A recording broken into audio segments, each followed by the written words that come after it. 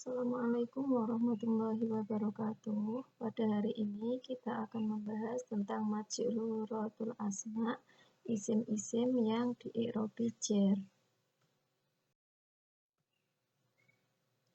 Isim dii'robi jar pada 3 tempat. Yang pertama yaitu jika terletak setelah huruf jar.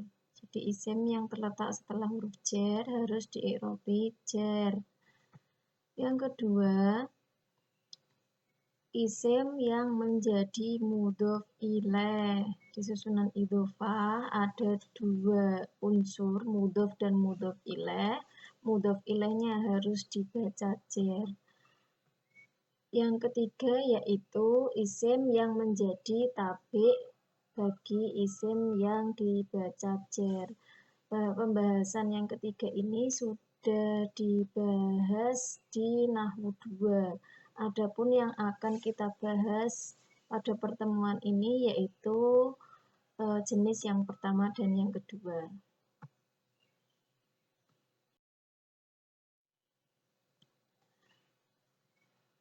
Huruf-huruf apa saja yang termasuk huruf jar?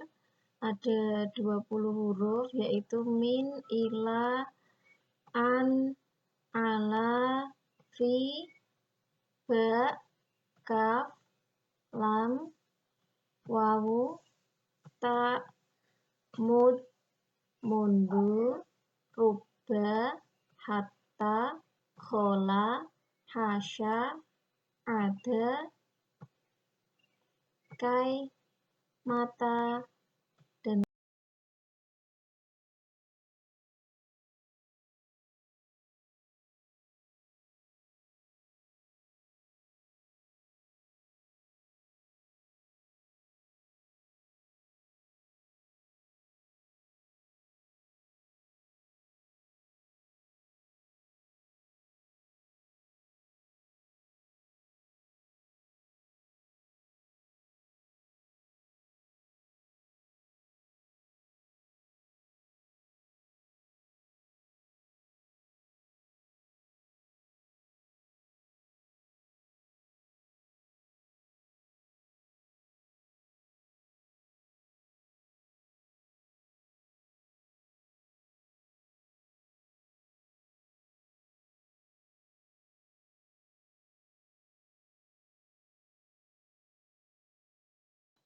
huruf jar dibagi menjadi 2. Yang pertama khusus masuk pada isim dhohir dan yang kedua bisa masuk pada isim dhamir ataupun isim dhohir. Huruf yang khusus masuk ke isim dhohir adalah ruba, mud, mundu, hatta, kaf, wawu, ta, dan mata. Sedangkan yang bisa masuk pada isim dhamir maupun isim dhamir yaitu min, ila, an, ala, fi, ba, lam, khola, ada, hasya, kai, dan la'alla. Makna-makna huruf jar ada banyak sekali. Nanti mungkin hanya beberapa yang akan saya sampaikan. Untuk lebih lengkapnya bisa dibaca di Jami'ud Durus, itu ada banyak sekali makna-maknanya. Yang pertama yaitu makna huruf min. Makna min apa saja? Yang pertama tab'id, sebagian. Wa minan nasi may yaqulu amanna billahi wa bil yaumil akhiri wa ma hum bimu'minin. Wa minan nas, jadi manusia yang berkata bahwa dia beriman kepada Allah dan hari akhir, itu hanya sebagian di sini, tidak semua manusia. Min di sini menyatakan sebagian. Wa minan nasi, min huruf jar, an-nas isim majrur di i'robi jar, tanda jarnya adalah harokat kasroh. Makna yang kedua yaitu ibtida'ul ghayah, permulaan suatu tujuan. Ini terletak di lafaz subhanalladzi asra bi 'abdihi lailan minal masjidil haram ilal masjidil aqsa. Jadi Isra, permulaan peristiwa Isra itu dimulai dari Masjidil Haram. Min di sini bermakna permulaan suatu tujuan. Selanjutnya adalah makna ila. Makna ila biasanya digunakan untuk intihaul ghaya, akhir sebuah tujuan. Bisa tujuan yang berupa waktu, bisa yang berupa tempat. Yang berupa waktu ada di tumma atimmus syiyama ilal lail. Kemudian sempurnakanlah puasa pada sampai malam hari. Jadi akhir puasa adalah malam hari. Kalau malam hari sudah tidak puasa. Kemudian akhir yang berupa tempat. Tadi ada di kata minal masjidil haram ilal masjidil aqsa. Akhir dari Isra adalah di Masjidil Aqsa tempat. Selanjutnya makna an. Ada lil mujawazah, ini makna asli an. Ibta'atu anil mungkar. Aku menjauhi kemungkaran. An juga bisa bermakna ba'da atau setelah. Latar kabunna tobakon an tobak. Sungguh kalian semua akan naik tingkatan demi tingkatan. Tingkatan demi tingkatan kan ada tingkatan setelah tingkatan.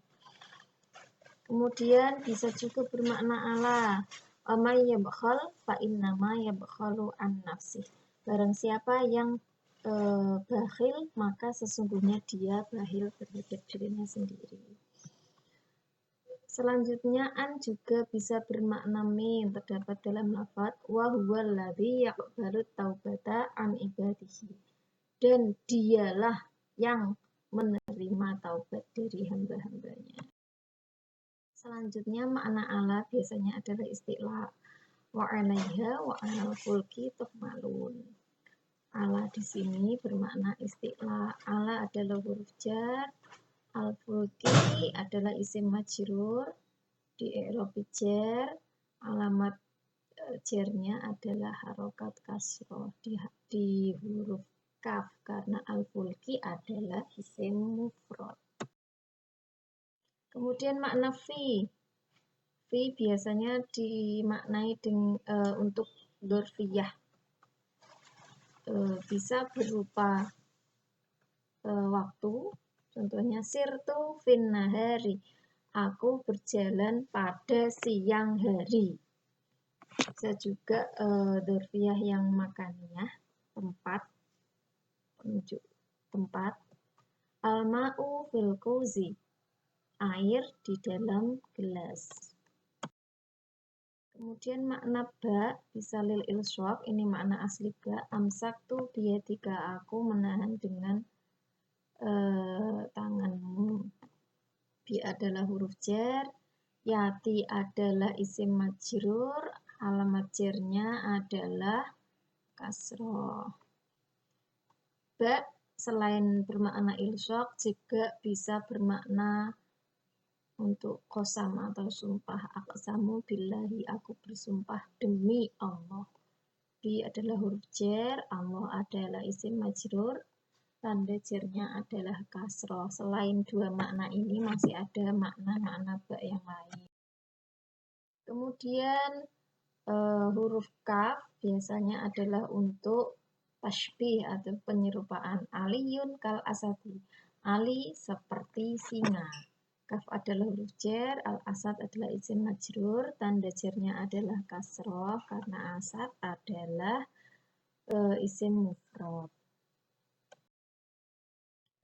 Lam biasanya digunakan untuk kepemilikan. Lillahi ma fis samawati wa ma lillahi ma fis samawati wal ard. Li adalah huruf jar, Allah adalah isim majrur, tanda jarnya adalah kasroh. Apa yang ada di langit dan di bumi adalah milik Allah. Wawu dan ta biasanya juga untuk qasam atau sumpah. Wasyamsi waduhaha, demi matahari dan waktu duha. Watallahi la'akidanna asnamakum, ini juga qasam. Kemudian makna mud dan mundu ini bisa dua makna. Yang pertama adalah lil ibtida, permulaan. Jika kata yang terletak setelah kata mud dan mundu adalah waktu yang sudah lampau. Contohnya, ma ra'aituka mud yaumil jum'ah. Aku tidak melihatmu sejak hari Jumat. Jadi permulaannya adalah hari Jumat, tidak melihatnya. Kemudian bisa juga untuk dorfiyah jika setelah setelah huruf mud dan mundu ini adalah waktu yang sedang berlangsung, waktu hadir. Contohnya ma ra'aituhu mundu yaumina hada. Aku tidak melihatnya sejak hari ini. Tuh.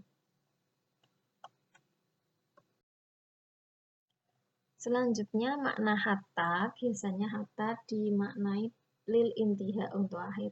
Salamun hiya hatta matla'il fajri. Keselamatan dia sampai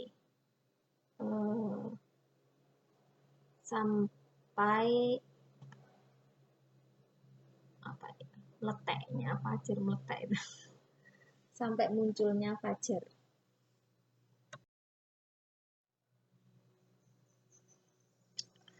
Kemudian bahasan selanjutnya yaitu tentang idhofah.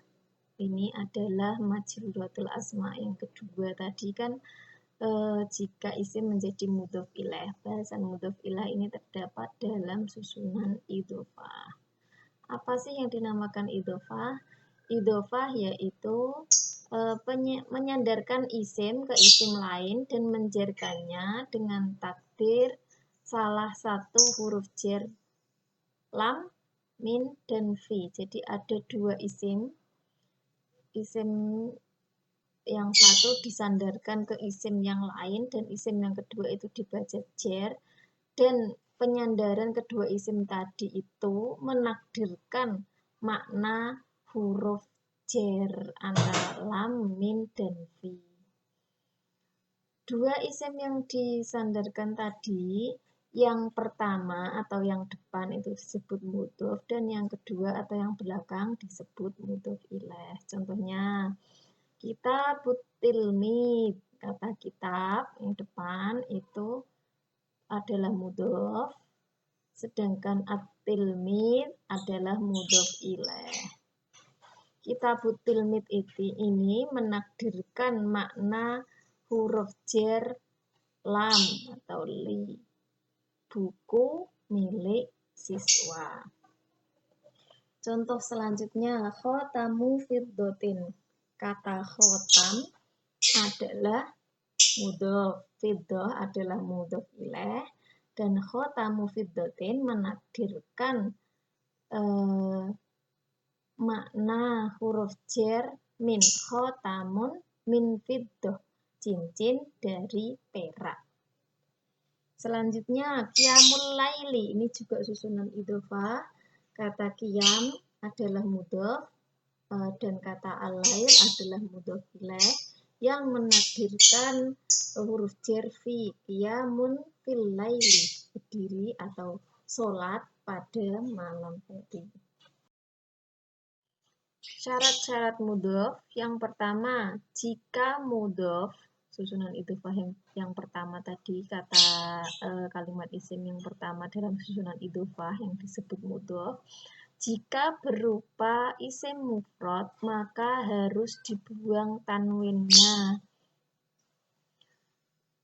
Contoh, hadza kitabun, di ba ini ada tanwin. Jika disandarkan pada kata lain, maka tanwinnya harus dibuang. Kata kitabun disandarkan pada al-fiqhi, maka tanwinnya harus dibuang menjadi hadza kitabul fiqhi. Syarat yang kedua, jika mudhof berupa isim tasniyah atau jamak mudzakkar salim, maka nunnya harus dibuang. Contoh yang berupa isim tasniyah, tabbat yada abi lahab. Yada ini aslinya adalah yadani, dua tangan. Karena dimudofkan pada kata abi, maka nun yang ada pada kata yadani harus dibuang menjadi yada. Contoh yang berupa jamak mudzakkar salim. Inna mursilun naqati fitnatan lahum fartaqibhum wastabir. Kata mursilu dalam ayat ini aslinya adalah mursiluna, jamak mudzakkar salim. Karena mursiluna dimudhofkan pada kata an-naqah, maka nun pada kata mursiluna harus dibuang sehingga berubah menjadi mursilu. Selanjutnya, mudhof ilaih tadi, susunan kedua dari idhofah, kalimat kedua pada susunan idhofah, itu harus selalu dibaca jer. Dibaca jer ya. Jernya itu bisa, tandanya bisa kasroh, bisa fathah, bisa ya, tergantung bentuk kalimat, bentuk katanya. Sedangkan mudhof, kata pertama dalam susunan idhofah, itu dii'robi sesuai dengan kedudukannya dalam kalimat. Kalau kedudukannya, contohnya kalau kedudukannya jadi khobar, berarti mudhof juga dii'robi rafa.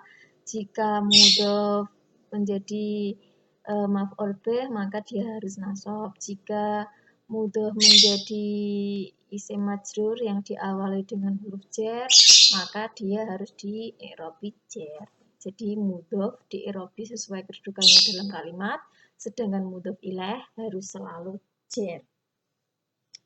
Contohnya ada di kata al-jannatu darul mu'minina. Di sini ada susunan idhofah yaitu darul mu'minina. Darun adalah mudhof. Dia berkedudukan sebagai khobar, khobar dari mubtada jannah. Khobar itu harus dibaca rafa sehingga kata dar itu tadi tanda rafa'nya berupa dhammah karena dar adalah isim mufrad. Sedangkan mudhof ilaihnya yaitu kata al-mu'minina. Di i'rab jar, tanda jarnya adalah ya, itu yang saya tandai merah. Kenapa ya? Karena al-mu'minina adalah jamak mudzakkar salim. Kalau mufrad mukmin berarti darul mukmini, harokatnya kasroh. Berhubung dia jamak mudzakkar salim, darul mukminina, tandanya adalah ya. Contoh selanjutnya jadi kata asta'iru qalamai Ahmad. Aku meminjam 2 pena Ahmad. Kata qalamai di sini berkedudukan sebagai maf'ul bih. Di sini susunan idhofahnya adalah qalamai Ahmada. Karena qalamai itu tadi mudhofnya itu berkedudukan sebagai maf'ul bih, maka dia harus di'i'robi nasab. Tanda nasabnya apa? Ya. Kenapa ya? Karena qalamai itu tadi adalah isim tasniyah, berarti 2. Isim tasniyah ini tadi aslinya dia adalah qalamani, qalamaini. Karena disandarkan pada kata Ahmad, maka nunnya dibuang menjadi qalamai. Sedangkan Ahmada di sini berkedudukan sebagai mudhof ilaih. Tanda jernya, mudhof ilaih tadi kan harus di-i'robi jar. Tanda jernya adalah harokat fathah pada huruf dal di kata Ahmada. Kenapa di-i'robi fathah? Karena Ahmada termasuk isim ghairu munsharif. Contoh selanjutnya ada di lafadz adhabu ila baitika. Di sini ada susunan idhofah baitika, rumahmu. Bait adalah mudhof, ka adalah mudhof ilaih. Karena mudhof di sini terletak setelah huruf jar, maka dia harus diikhrobi jer. Tanda jernya adalah harokat kasroh pada huruf ta. Sedangkan mudhof ilaihnya adalah isim dhamir ka. Karena ka itu isim dhamir kan mabni. Mudhof ilaih kan dibaca jer. Tanda jernya itu kasroh muqaddarah, kasroh yang dikira-kirakan. Kenapa? Karena kaf adalah isim dhamir. Isim dhamir itu mabni. Mau ditaruh dimanapun, dia tidak akan berubah harokatnya. Tuh. Jadi, tanda jernya dikira-kirakan. Contoh selanjutnya, qara'tu kitabal fiqhi. Di sini ada susunan idhofah kitabal fiqhi. Kitab adalah mufrad, al-fiqhi. Kitab adalah mudhof, al-fiqhi adalah mudhof ilaih. Kitab di sini berkedudukan sebagai maf'ul bih sehingga harus dibaca nasab. Tanda nasabnya adalah fathah karena kitab adalah isim mufrad. Al-fiqhi adalah mudhof ilaih, harus dibaca jer. Tanda jernya adalah kasroh karena al-fiqhi adalah isim mufrad.